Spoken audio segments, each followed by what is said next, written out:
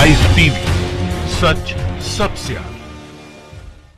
दोस्तों, मैं अब्बास हफीज हूं। कल रात को मैंने आपसे कहा था कि जेडीयू और बीजेपी के लिए सरकार बनाना अभी भी बिहार में बहुत मुश्किल है और अब उसी के रुझान आना शुरू भी हो गए हैं, क्योंकि जो एनडीए के पास आंकड़ा है विधायकों का संख्या बल का, वो 125 है। 122 विधायक होना जरूरी है सरकार बनाने के लिए। कुल 3 विधायक ज्यादा हैं जो एनडीए के को सरकार बनवाने जा रहे हैं। अब इसी कड़ी के अंदर 2 पॉलिटिकल पार्टीज वैसे ही इनकी नाक में दम की हुई हैं, जो इनके साथ अलायंस में छोटे पार्टनर्स थे। एक है वीआईपी और दूसरा है जितिन राम मांझी जी की हिंदुस्तानी अवाम मोर्चा। अब ये दोनों राजनीतिक दल के पास 8 विधायक हैं और इन 8 विधायकों को अगर हटा दिया जाता है तो सरकार गिर जाएगी, बनी नहीं पाएगी। लेकिन उससे बड़ा हंगामा अभी हो गया कि जेडीयू की एक प्रत्याशी जो है, विधायक प्रत्याशी हैं माधवी सिंह, उन्होंने इस्तीफा दे दिया है और भारी आरोप लगाए हैं बीजेपी और जेडीयू के ऊपर। इस्तीफे के अंदर उन्होंने लिखा है, आप स्क्रीन पर उनका इस्तीफा देख सकते हैं, तस्वीर भी देख सकते हैं। उन्होंने लिखा है, तेजस्वी जी के साथ अन्याय हुआ है, जनता दल यूनाइटेड भाजपा ने चुनाव में घोटाला किया है, मैं इस्तीफा देती हूं। माधवी सिंह जेडीयू प्रत्याशी मांझी विधानसभा। अब इसके बाद से बहुत सारे विधायकों के ऊपर शक की सुई आ गई है कि ये नहीं छोड़ दें। लेकिन उससे पहले जितिन राम मांझी जो हैं, जिनके 4 विधायक जीत के आए हैं हम पार्टी के, उन्होंने साफ कह दिया है कि नीतीश कुमार के कैबिनेट में कोई मंत्री पद नहीं चाहिए हमको। तो क्या राजद के कैबिनेट के अंदर मंत्री पद चाहिए?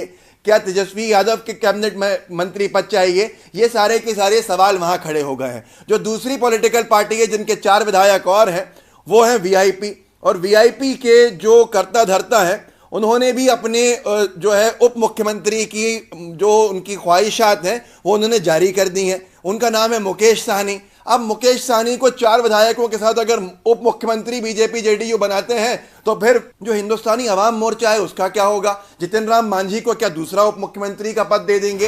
ये सारी की सारी चीजों के अंदर बीजेपी जेडीयू गठबंधन उलझ गया है।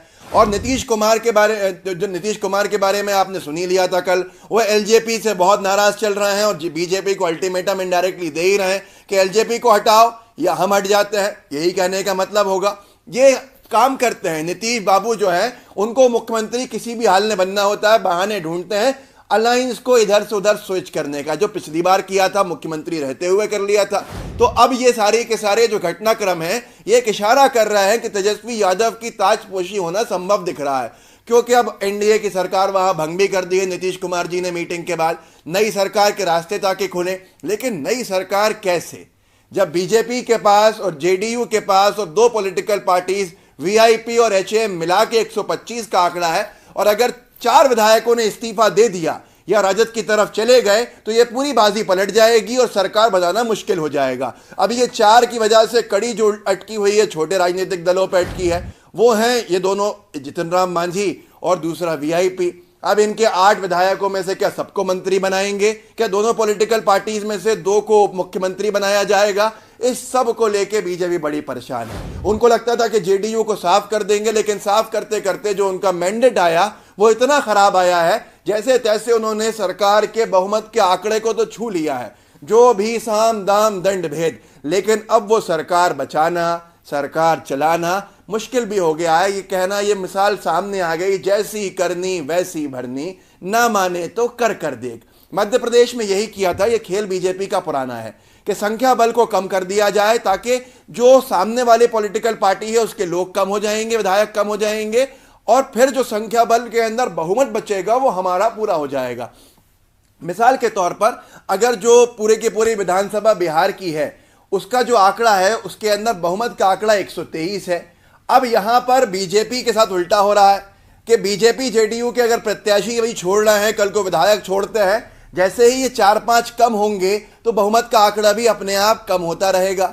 और कम होते होते जो दूसरी पॉलिटिकल पार्टीज हैं, दूसरे पॉलिटिकल फ्रंट्स हैं, वो तेजस्वी यादव को सपोर्ट करके मुख्यमंत्री का दावा जब पेश करेंगे तो जेडीयू बीजेपी वहीं की वहीं। मतलब पहले तो लोगों को लगता था कि जेडीयू टूट के जाएगी जब तेजस्वी यादव की सरकार बनेगी, पर अब तो पूरा का पूरा पैच ही फंस गया। जेडीयू तो न इधर की रही न उधर की रही, मतलब न खुदा ही मिला न विसाले सनम, न इधर के हुए न उधर के हुए। धोबी के वो साथी बन गए हैं जो घर का भी नहीं है, घाट का भी नहीं है। जो नीचे की पॉलिटिकल पार्टीज हैं, जो पहले से राजद गठबंधन में शामिल थी, महागठबंधन में, जो चुनाव से पहले बीजेपी एनडीए गठबंधन में चले गई थी, अब वो 4-4 विधायक रख के बैठे हैं। घुटना पेट की तरफ झुक रहा है। अब बिहार के अंदर बहार है। बिहार में बीजेपी की सरकार बड़ी मुश्किल के अंदर है। सरकार बनाने का दावा ही करना मुश्किल में है। मतलब इतना ज्यादा प्रेशर, ब्लैकमेलिंग के अंदर बीजेपी जेडीयू सरकार चलाएंगे या अपने संगठनों को संभालेंगे या क्या करेंगे, ये उनके लिए खुद गले की हड्डी बन चुका है। आने वाला समय और दिलचस्प होगा। आप खुद देखिएगा कि बिहार के राज्यपाल का क्या रुख रहेगा, लेकिन उसके बाद सुप्रीम कोर्ट का क्या रुख रहेगा। यह बिहार की सरकार इतनी आसान नहीं है जितना बीजेपी जेडीयू को लग रहा है। और अब ये दोनों के दोनों, जितिन राम मांझी हो या फिर दूसरा वीआईपी हो, ये दोनों पॉलिटिकल पार्टीज या तो पूरे पूरे मंत्री इनको दे दीजिए, सिर्फ मुख्यमंत्री आप बन जाइए, या दोनों पॉलिटिकल पार्टीज 4-4 विधायकों के साथ उप मुख्यमंत्री दोनों का हो जाएगा। तो ये बीजेपी के लिए जो गले की हड्डी बनी है, देखते हैं ये कब इनकी सरकार का सपना छूटेगा। आज नहीं तो 1 महीने बाद। जुड़े रहिए मजबूती के साथ, आवाज उठाइए, लाइव टीवी के बेल आइकन को दबाइएगा और फेसबुक पे अगर इस वीडियो को देख रहे हैं तो उस फेसबुक के पेज को भी शेयर कीजिएगा, लाइक कीजिएगा, फॉलो कीजिएगा। व्हाट्सएप पे इस वीडियो के लोगों के साथ साझा कीजिएगा, खास तौर पर बिहार के हमारे साथियों के साथ। उनको पता चले कि बीजेपी जेडीयू ने अपनी करनी का क्या फल पाया है, उनको दिखना चाहिए। जय हिंद, जय भारत। लाइव टीवी, सच सबसे आगे।